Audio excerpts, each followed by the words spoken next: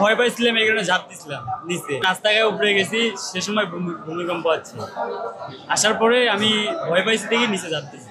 সিঁড়ি দিয়ে নামার অতটা মাথায় ব্যালেন্স ছিল না যে নিচে নামে যাবো, কিন্তু ব্যালেন্স মানে ঝাঁপ দেওয়ার মনে হয়েছে না, আবার ঝাঁপ দিচ্ছি যেগুলো ঝাঁপ দিয়ে বাঁচতে পারি, কোনো ঝুঁকিপূর্ণ ছিল না। মানে আমার নিজে ভয় পাইছিলাম, এই কারণে ঝাঁপ দিচ্ছি।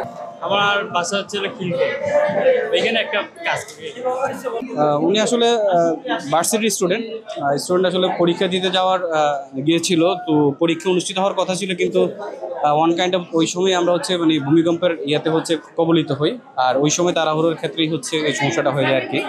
তো দ্যাটস ওয়াই আমরা ওনাকে সরাসরি পঙ্গুতে নিয়ে আসি।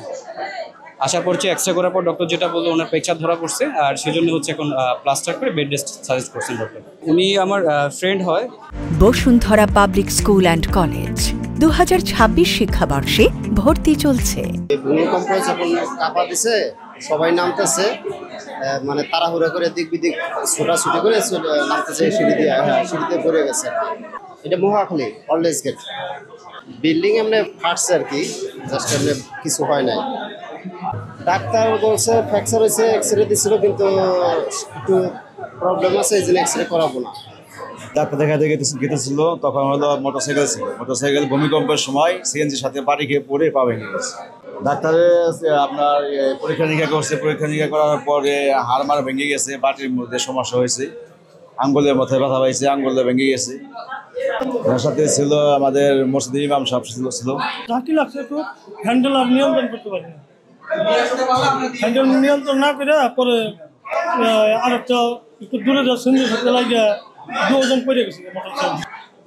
আমরা ধামরার দিকে মানিকগঞ্জ গেছিলাম, চোখের ডাক্তার দেখাইছি। ভূমিকম্পের পরে হঠাৎ করে দুই একজন ভয় পাইছে, পড়ে গেছে, এরকম। ঢাকার রুগীগুলো অতটা বেশি ছিল না, ঢাকার বাইরে থেকে রুগী আসা শুরু হয়ে গেছে। একটার পর থেকে রুগী মানে একটা থেকে 3-4টা এইখানে একদম উপচে পড়ছে রুগী।